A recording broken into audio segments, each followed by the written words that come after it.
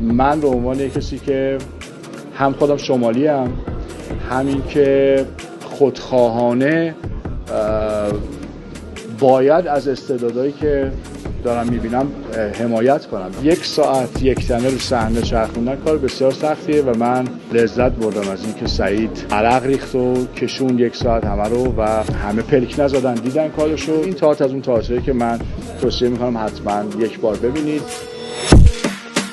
خندون ما رو و گریون برای همه اونایی که شاید فراموش شدن به یادمون انداخت که به چه دلیل شاید گذشته های هر آدم میتونه سرنوشت رقم بزنه. من ازتون میخوام که بیاین این تئاتر درخشان رو ببینید و لذت ببرید.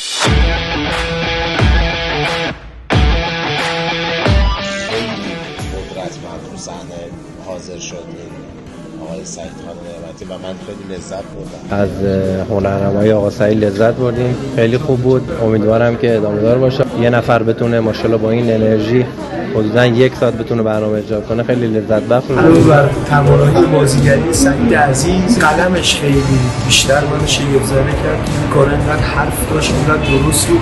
نمایش کات پرفروشترین نمایش سال 1402. حامی این نمایش نوید شمال.